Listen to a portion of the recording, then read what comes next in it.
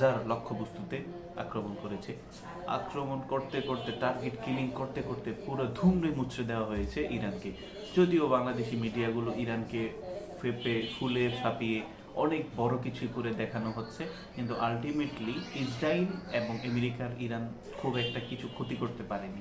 আপনি ধরেন একটা মিসাইল ইসরায়েলের একটা ভবনে হিট করলো, এটা ঘুরে গেল, এখানে আপনি একটা ফটোশুট করে বললেন যে ইসরায়েল গাজায় পরিণত হয়ে গেছে। আলটিমেটলি না, ইসরায়েলের ভিতরে প্রচুর বাংকার আছে, সব নাগরিক বাংকারে গিয়ে আশ্রয় নিয়েছে। আপনি 2-4-5টা নাগরিককে হত্যা করতে পারলেন না, সামরিক ব্যক্তিকে হত্যা করতে পারলেন না, মানে কিছুই করতে পারলেন না আলটিমেটলি।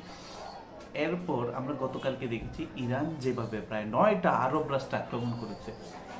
এতদিন পর্যন্ত আরব রাষ্ট্রগুলোতে ইরান আক্রমণ করতো আমেরিকান ঘাঁটিগুলোতে, কিন্তু এখন আক্রমণ করা হচ্ছে আমেরিকান অর্থনৈতিক যে প্লান্টগুলো সেখানে। কারণ গত রাত্রে আমরা দেখেছি যে ইসরায়েল আক্রমণ করেছে ইরানের গ্যাস ফিল্ডে। তো গ্যাস ফিল্ড আক্রমণ করার পর তোমার এই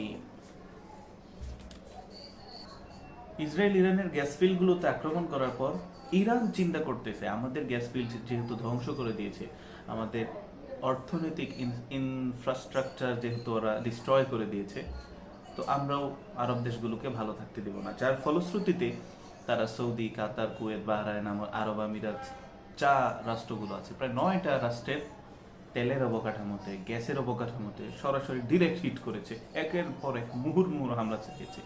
দেখেন, এতদিন পর্যন্ত কিন্তু আরব রাষ্ট্রগুলো সরাসরি ইরানের বিপক্ষে অবস্থান করেনি, কিন্তু এই হামলাগুলোর পর তাদের অবস্থান সরাসরি ইরানের বিপক্ষে হতে পারে।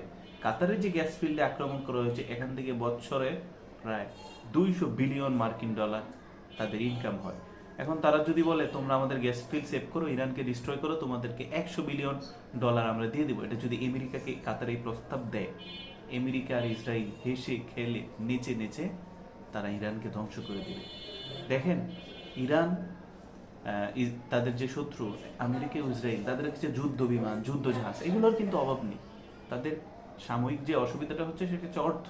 এই অর্থগুলো যদি মধ্যপ্রাচ্যের কোনো দেশ থেকে তারা ডোনেশন নিতে পারে, তাহলে ইরানকে তারা হেসে খেলে নিচে নিচে ধ্বংস করে দিবে। আর এদিকেই যাচ্ছে। দ্বিতীয় আরেকটা যে পসিবিলিটি আমরা দেখছি, সেটা হচ্ছে সৌদি আরবে যখন নাকি আমেরিকা আক্রমণ করছে, সৌদি আরবে আক্রমণ করার পর সৌদির সাথে কিন্তু আমরা দেখেছি কিছুদিন আগে পাকিস্তানের একটা সামরিক চুক্তি হয়েছে। তো সেই সামরিক চুক্তি অনুযায়ী সৌদি যদি পাকিস্তানকে বলে